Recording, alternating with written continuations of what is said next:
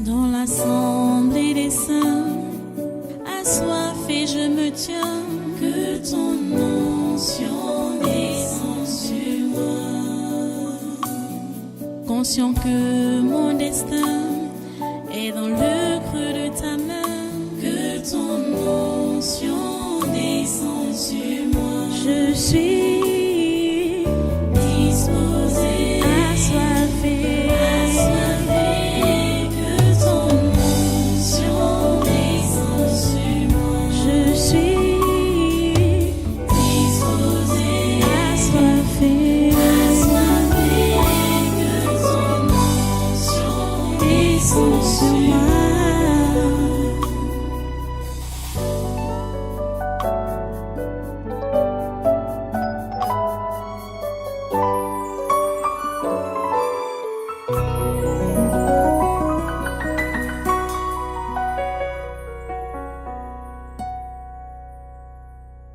Alléluia. Merci Jésus. Voilà, vous restez debout. Nous allons lire la parole avant de vous asseoir pour écouter le conseil de Dieu. J'espère que vous avez vraiment les cœurs préparés, les cœurs disposés pour recevoir le conseil de Dieu. Dieu vous aime, Dieu vous aime tellement. Il vous aime tellement. Ok, prenez la parole. Prenez votre Bible dans Philippiens chapitre 1. Je préfère qu'on introduise toujours par là, au niveau de la lecture, avant de prendre les autres textes qui vont suivre. Vous avez vu comme hier, par exemple, on a parcouru beaucoup d'écritures pour confirmer ce que nous sommes en train d'enseigner. Philippiens chapitre 1, verset 6 dit « Je suis persuadé que celui qui a commencé en vous cette bonne œuvre la rendra parfaite pour le jour de Jésus-Christ. » Prions le Seigneur. Notre Dieu, notre bon Père Céleste, nous te remercions pour ta parole. Nous te remercions pour ton amour. Nous te remercions pour ta bienveillance à notre endroit. Merci Seigneur, parce que tu ne cesses de nous instruire dans tes voies. Tu ne cesses de nous parler.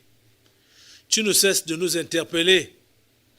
Oh Dieu, s'il te plaît, aujourd'hui encore, ma prière, notre prière, est que tu puisses accomplir ta volonté dans nos vies. Dispose chacun de tes enfants, ici rassemblés, et tous qui sont réunis avec nous, partout là-bas dans le monde. Seigneur, je prie que tu sois avec chacun d'entre eux. Au nom puissant de Jésus, sois avec chacun d'entre eux. Ô Seigneur, s'il te plaît, et que ta volonté s'accomplisse dans chaque vie. Merci, ô Dieu, parce que tu interviens. Au nom puissant de Jésus, nous avons prié. Amen. Amen. Prenez place dans sa sainte présence. Soyez tous les bienvenus au tabernacle de la liberté. Soyez tous les bienvenus à ce fin de programme. Je veux dire, la fin de ce séminaire du mois de juillet. Mais ce n'est pas encore fini. Ceux qui viennent de nous prendre, ceux qui viennent de se connecter à nous au travers du net, YouTube ou Telegram ou, je ne sais pas, ou Facebook, tout ce que vous venez de prendre, il y a des milliers et des milliers de messages dans nos chaînes, dans nos comptes. Je vous invite à aller consulter. Je vous invite à vous instruire dans les voies de Dieu. Il y a tellement, la parole, elle est abondante. Connectez-vous et écoutez tout ce que vous n'avez pas encore suivi. Comme vous êtes nouveau sur la chaîne, fouillez les anciens enseignements. Ça ne sera pas ancien pour vous, parce que la parole de Dieu n'a jamais été ancienne. Jésus a dit que le ciel et la terre passeront, mais sa parole ne passe jamais. Elle est toujours nouvelle, elle est toujours fraîche. Ok, je vais continuer à vous parler ce matin sur ce thème, la délivrance des esprits familiers et de la sorcellerie. Le sous-thème est des ténèbres à la lumière, de la mort à la vie. Qu'on peut dire quoi? Ce programme s'adresse d'abord particulièrement à ceux qui disent qu'ils sont chrétiens, qui sont nés de nouveau, donc qui sont de nouvelles créatures en Christ. Parce que nous sommes étonnés, et Dieu même est étonné, et même surpris, de constater que certains disent qu'ils sont ses enfants, mais la vie qu'ils mènent, c'est la vie qu'ils ont toujours menée, c'est-à-dire la vie des païens. Et rien n'est nouveau en eux. Rien n'a changé. Ils continuent à boire les alcools comme d'habitude. Ils continuent à forniquer comme d'habitude. Ils continuent à mentir comme d'habitude. Ils continuent à haïr comme d'habitude, à détester. Ils continuent à voler, à détourner. Ils continuent à pécher comme d'habitude. Ils disent qu'ils sont chrétiens parce qu'ils partaient à l'église. Ils lisent maintenant la Bible. C'est comme ça, c'est par là qu'ils se justifient qu'ils sont chrétiens. Mais rien n'a changé en eux. On ne voit pas la preuve qu'ils sont partis de la mort à la vie, qu'ils sont partis des ténèbres à la lumière. Il n'y a pas de différence, il n'y a pas de démarcation. Donc, ils pratiquent juste la religion. Et ce sont les mêmes gens qui se plaignent donc d'être malmenés par les esprits familiers. Vous comprenez? Pourquoi donc vous êtes malmenés par les esprits familiers? Ça veut dire que vous n'êtes pas encore déconnectés. Vous n'êtes pas encore déconnectés. Non, vous faites juste la religion. Des ténèbres à la lumière,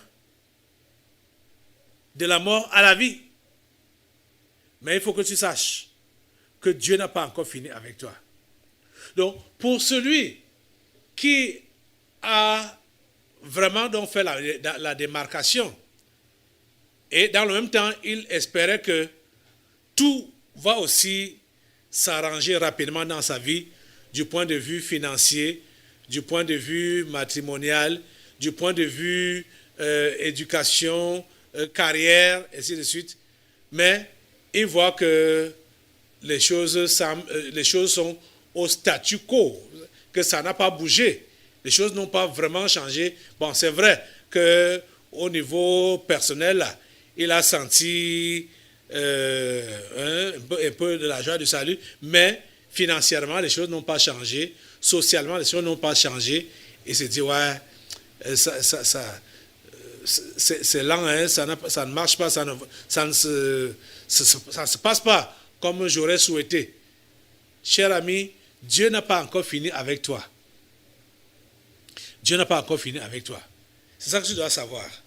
Et c'est pourquoi nous avons donc lu depuis le mois passé, le mois de juin passé, pendant le séminaire, et ce mois-ci, ce verset que nous sommes en train de lire à chaque fois, verset 6 de Philippiens 1, qui dit que « Je suis persuadé que celui qui a commencé en vous, cette bonne œuvre, la rendra parfaite pour le jour de Jésus-Christ. » Ce que Jésus a commencé en toi, il n'a pas encore fini ça.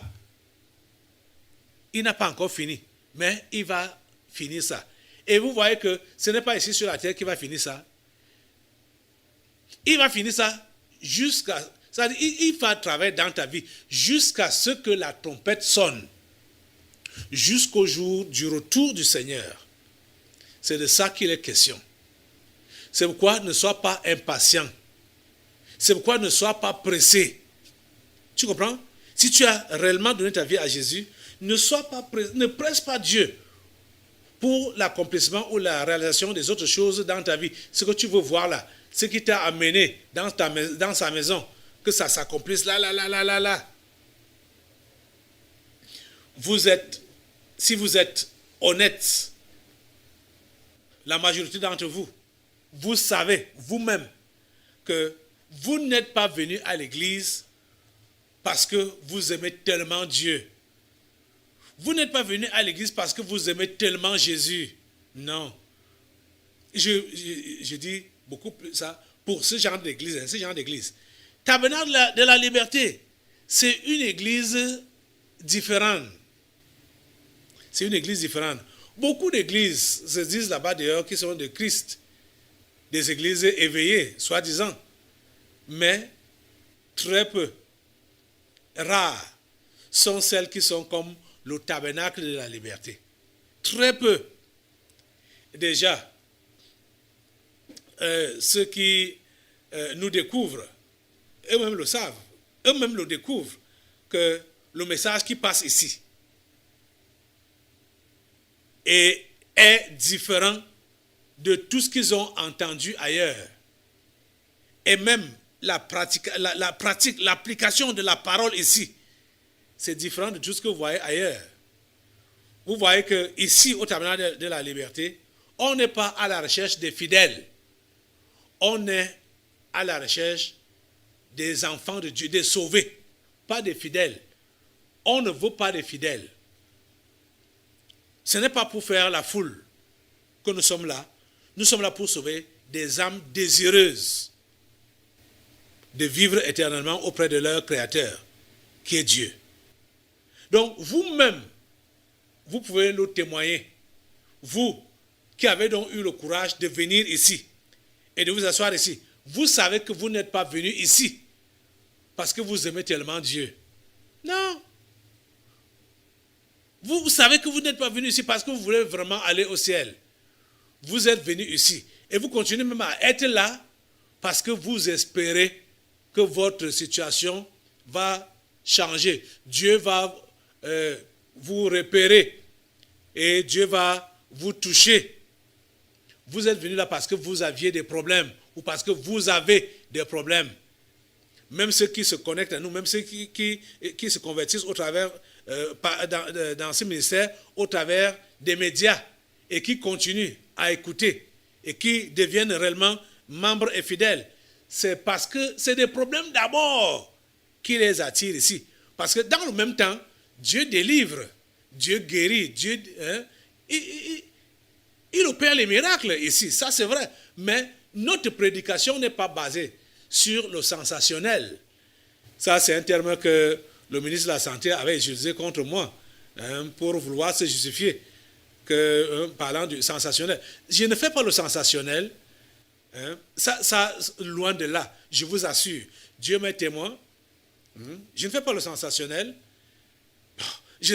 Déjà même, si je vais faire le sensationnel, Dieu lui-même va retirer ses dons. Il va pas se manifester parce que c'est moi qui vais donc montrer que je fais quelque chose. Mais ce n'est pas moi qui fais quelque chose. Je ne peux rien faire. Vous comprenez? Je ne peux rien faire. Je ne suis capable de rien, je vous assure. Vous comprenez? C'est Dieu lui-même qui travaille. Donc, vous voyez que je ne suis pas là pour enseigner sur, du moins pour parler sur les délivrances, les guérisons, le machin, tout ça. Non, c'est pas ça. Je prêche et j'enseigne la parole qui va sauver ton âme. Et Dieu, qui a le souci aussi de ton corps malade, ou bien de ton corps possédé par les démons, c'est lui qui procède à ta guérison et à ta délivrance. Vous comprenez? Et depuis, ça c'est le deuxième mois, que je suis en train d'insister que ce salut que je vous annonce est facile. Il est facile. Si vous comprenez que vous devez simplement obéir au Seigneur, obéir aux instructions qu'il vous donne, obéir à ses commandements. C'est tout. C'est tout ce qu'il vous demande. Obéir. Obéir. Obéir à Dieu, c'est ça la preuve qu'on l'aime. C'est ça. C'est la preuve qu'on l'aime, qu'on est soumis à lui, quand on lui obéit. Et c'est facile maintenant de décrocher n'importe quel miracle. Vous voulez les miracles, mais vous ne voulez pas obéir. Vous voulez les miracles, mais vous êtes rebelles, têtus. Quand je voyais l'attitude de certains enfants hier qui étaient interpellés, et ils ont été interpellés par qui? Par l'esprit des amendes. Donc, le synonyme des amendes, c'est quoi? Les conséquences. Je voyais l'attitude de certains qui étaient vraiment...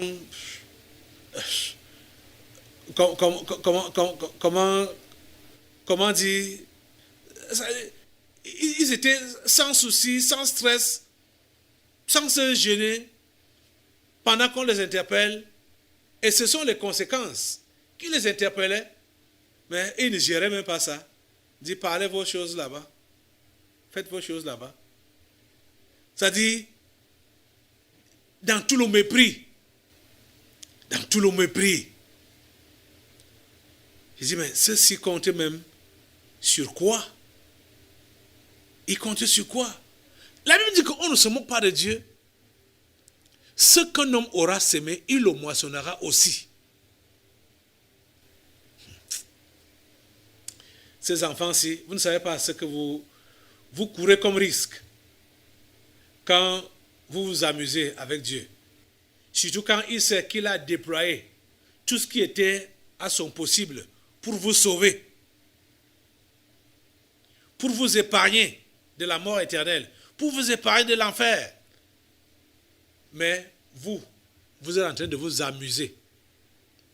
Et vous êtes en train de le narguer.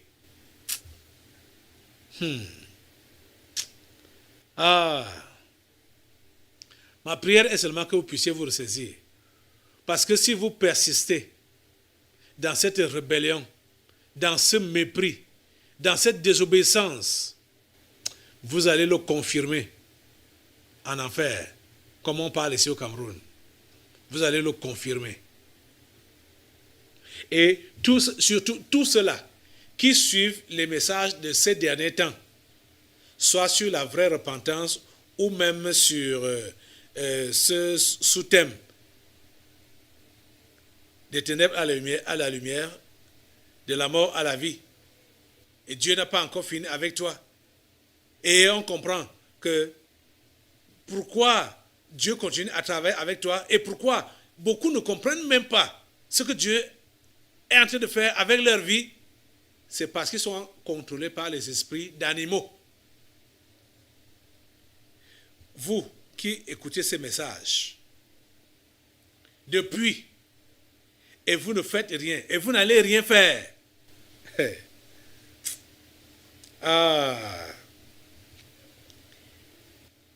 S'il arrive que vous ne vous repentez pas, jusqu'à la fin là, jusqu'au bout là, j'ai pitié de vous, parce que Dieu vous a donné toute la chance de vous repentir.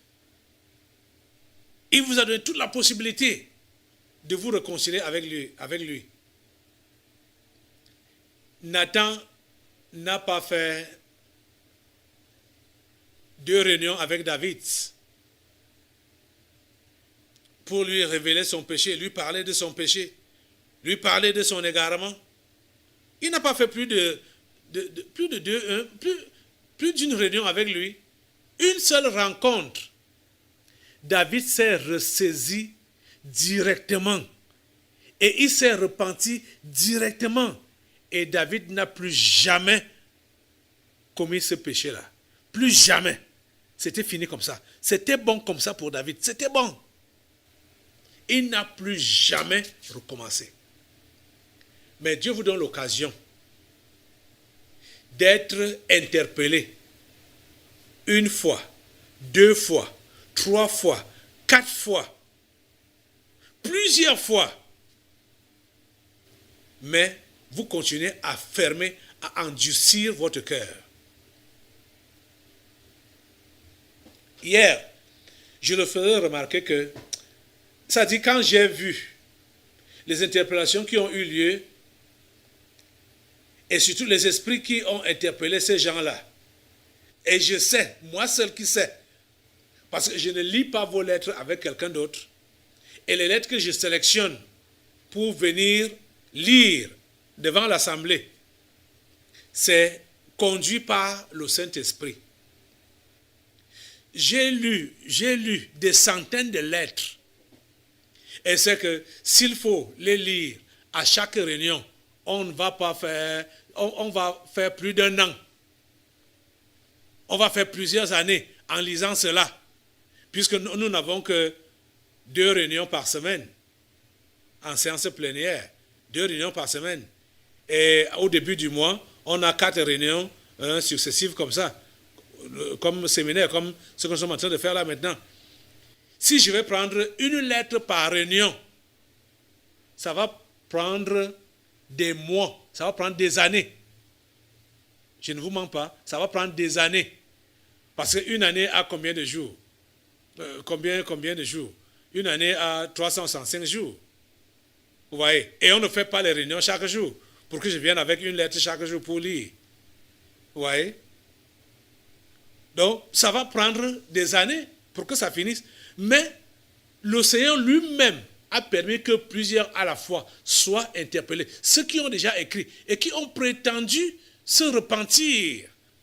On les interpelle sur les mêmes choses qu'ils ont prétendu écrire pour se repentir, mais quand on leur pose des questions, j'entends comment ils hésitent. C'est-à-dire de la même manière qu'ils ont fait quand ils écrivaient. Parce que plusieurs parmi eux, ils ont écrit une première lettre, une deuxième, une troisième. En hésitant. Et c'est de la même manière qu'ils ont réagi pendant les interpellations. Quand les esprits leur posent des questions, ils répondent exactement comme ils ont commencé à écrire. L'affaire là m'a... Ça m'a énervé, franchement parlant. Mais moi, à mon niveau, j'ai apprécié la bonté de Dieu. Et j'ai apprécié la bonté de Dieu à votre endroit. Et même à mon endroit, parce qu'il a su que je ne peux pas vraiment bien gérer tout ça comme ça. C'est pourquoi il a appelé tous ces gens-là en bloc. Et vous voyez que ils ont des problèmes communs. Mais ils ont écrit des lettres différentes, chacun dans son aspect. Et vous voyez que le péché qui revient, surtout pour les jeunes là, c'est le péché de l'impudicité, fornication. C'est ça qui revient. C'est ça qui revient. Et plusieurs de ceux qui ont fait ces confessions ont fait des confessions à la légère, estimant que bon, c'était pas très grave, ou peut-être bon, c'était seulement des caresses, des attouchements, donc on n'est pas allé trop loin. C'est comme ça qu'ils s'estiment. Hein? Mais Dieu a permis que ces gens soient encore interpellés par des esprits, appelés par l'esprit, appelés conséquences ou ça, l'autre nom, ou amende. Vous savez comment on paye les amendes, les conséquences. Mais eux, ils ont minimisé leurs actes qu'ils ont eu à poser. Ils ont minimisé leurs péchés. Pourtant, c'était grave. Et c'est grave. C'est ça que Dieu a voulu leur montrer. Que ce que vous avez écrit là, ce que vous avez dit là, que vous confessez, vous avez prétendu. Parce que je suis en train de voir que vous allez retomber dans les mêmes bêtises. Et je suis donc en train de vous avertir qu'il y a des conséquences. Pour certains, ça peut même être la disparition physique de cette terre, de cette vie. D'autres, ça peut être des handicaps. Mais il faut que vous puissiez écouter ceci. Allons, oh mon Dieu, mon Père. C'est le temps du réveil. Hein? Et au temps du réveil, Dieu ne s'amuse pas. Parce qu'il veut que ses enfants soient réellement des exemples, que son Église soit sainte. Je vais vous lire, allons dans 1 Corinthiens au chapitre 11.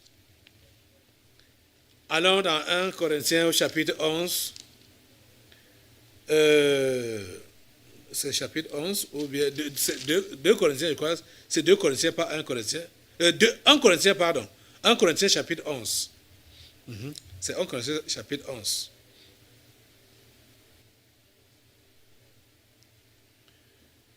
Vous êtes là? 1 Corinthiens, chapitre 11. OK.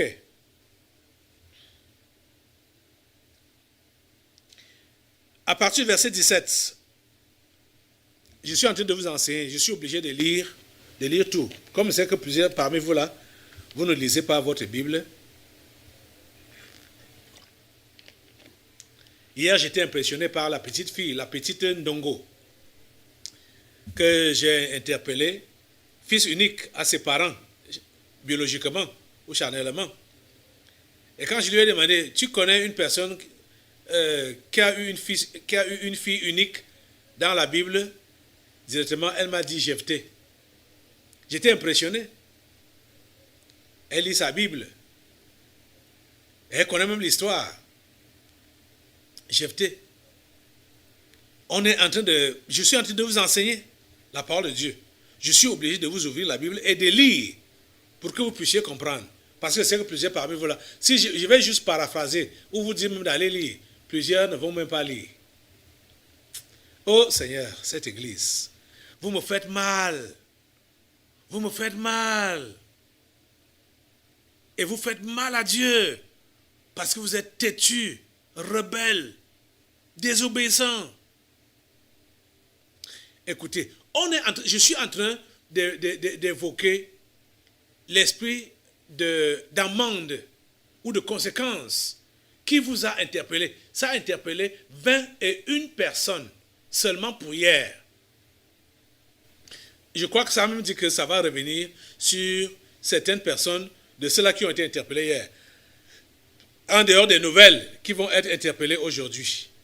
Donc c'est pourquoi je ne serai même pas long dans la parole aujourd'hui, parce que nous avons beaucoup à faire. Hier, nous avons fini le culte autour de 21h, avec les interpellations, autour de 21h. Aujourd'hui, je ne sais pas à quelle heure on va finir. Donc, je vais tout faire pour écourter un peu la parole, pour que nous puissions travailler pratiquement. Ok. Allons dans 1 Corinthiens chapitre 11, donc, à partir du verset 17. L'apôtre Paul dit, je vais aller à partir du verset 23. Je vais d'abord aller à partir du verset 23. Et il parle de la Sainte Seine. Il dit, car j'ai reçu du Seigneur ce que je vous ai enseigné. C'est que le Seigneur Jésus, dans la nuit où il fut livré, prit du pain. Et après avoir rendu grâce, le rompit et dit, ceci est mon corps qui est rompu pour vous. Faites ceci en mémoire de moi. De même, après avoir soupé, il prit la coupe et dit, cette coupe est la nouvelle alliance en mon sang. Faites ceci en mémoire de moi, toutes les fois que vous en boirez. Car toutes les fois que vous mangez ce pain et que vous buvez cette coupe, vous annoncez la mort du Seigneur jusqu'à ce qu'il vienne. C'est pourquoi celui qui mangera le pain et boira la coupe du Seigneur indimement sera coupable envers le corps et le sang du Seigneur. Vous savez, peut-être certains ne le savent pas, que j'avais momentanément interrompu la rupture du pain ici, là, à cause de votre mauvais état.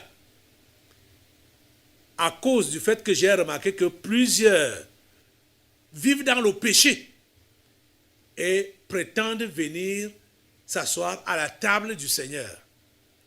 Donc, pour vous épargner, j'ai d'abord fait surseoir la communion, la prise de la communion ou la Sainte Seine. Mais, à ce que je sache, la parole de Dieu a l'appui. Ce qui se passe ici chaque jeudi, chaque dimanche, Et à chaque séminaire, c'est toujours le repas du Seigneur. Parce que l'homme ne vivra pas de pain seulement, mais de toute parole qui sort de la bouche du Seigneur. Vous êtes en train de comprendre? Vous êtes en train d'être nourri de sa parole. Et le Seigneur est en train maintenant d'avertir que ceux-là qui sont en train d'être nourris et qui sont en train de fouler aux pieds sa parole, ils auront des conséquences. Et je vous lis donc maintenant un exemple des conséquences, des amendes que les Corinthiens avaient reçues. Parce qu'ils avaient pris indignement le corps de Christ. À certains hier, on demandait, qu'est-ce que le pasteur t'a dit aujourd'hui? Il dit, le pasteur ne m'a rien dit particulièrement. Vous comprenez? Or, j'étais en train de dire que quand je m'adresse à vous, je m'adresse à tout un chacun individuellement. Je sers tout un chacun individuellement. De la même manière. Pas de discrimination. Je vous sers de la même manière avec la parole du Seigneur. Vous comprenez ça? C'est pourquoi je n'ai pas besoin de faire ce qu'ils appellent là-bas dehors le cure d'âme ou vous recevoir particulièrement. Je n'ai pas besoin de ça parce que je vous donne tout le conseil de Dieu quand je me place sur ce pupitre. Je vous donne tout le conseil de Dieu. Vous comprenez ça? Je vais continuer à vous lire donc. Paul dit donc au verset 27 que c'est pourquoi celui qui mangera, car toutes les fois, je prends d'abord au verset 26, car toutes les fois que vous mangez ce pain et que vous buvez cette coupe, vous annoncez la mort du Seigneur jusqu'à ce qu'il vienne. Verset 27, c'est pourquoi celui qui mangera le pain ou boira la coupe du Seigneur indignement sera coupable envers le corps et le sang du Seigneur. Donc, quand vous prenez cette parole du Seigneur indignement, vous serez coupable. Vous êtes coupable.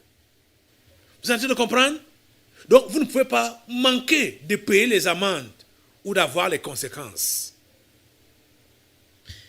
On va continuer la lecture. Verset 28.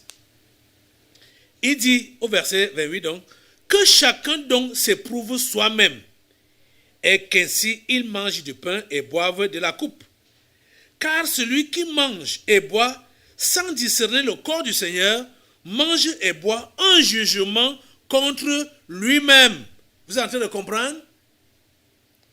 Il fait quoi? Il mange et il boit un jugement contre lui-même. Verset 30. Voyez donc les conséquences, les amendes qui tombaient dans l'église des Corinthiens. Verset 30. C'est pour cela qu'il y a parmi vous beaucoup d'infirmes et de malades et qu'un grand nombre sont morts. Vous avez compris? Quand vous êtes avertis, comme vous l'êtes depuis fort longtemps ici, on n'était pas encore allé, je veux dire, le Seigneur n'était pas encore allé à la vitesse supérieure, comme il est en train d'aller maintenant. Je vous dis que maintenant, là, vous allez voir l'invoyable. Parce que Dieu est déjà fatigué. Il veut faire le travail. Il veut que ces enfants qui sont éparpillés, perdus là-bas dans le monde, rentrent dans la bergerie. Mais vous, vous dérangez. Vous mangez de son pain. Vous mangez de sa parole, son pain et son sang. Vous mangez ça indignement. Ça veut dire quoi? Vous êtes des porcs ou des chiens et vous vous asseyez à la table du Seigneur. Vous venez vous asseoir là pour écouter le pur évangile. Indignement. Vous pensez que vous allez rentrer sans conséquences? Vous pensez que vous allez partir sans conséquences? Même si vous fuyez l'église, les conséquences vont vous poursuivre. Vous comprenez ça? Ça va vous poursuivre. Regardez, il y a dans ce verset 30 que nous avons lu 3 conséquences. Il dit, c'est pour cela qu'il y a parmi vous beaucoup d'infirmes. Ça, c'est la première conséquence, j'ai dit qu'il y en a 3. Beaucoup d'infirmes et de malades, donc beaucoup d'infirmes, beaucoup de malades, et qu'un grand nombre sont morts. Beaucoup sont morts, même physiquement. Vous êtes en train de comprendre ça? Rappelez-vous que c'est l'église des Corinthiens. Une église où on trouve l'un des cas dont on nous parle, de l'impureté, de l'impudicité. Un jeune garçon qui vivait en fornication avec la femme de son frère, de son père. Avec la femme de son père. Dans l'assemblée des saints, assoiffé je me tiens, que ton onction descende sur moi. Conscient que mon destin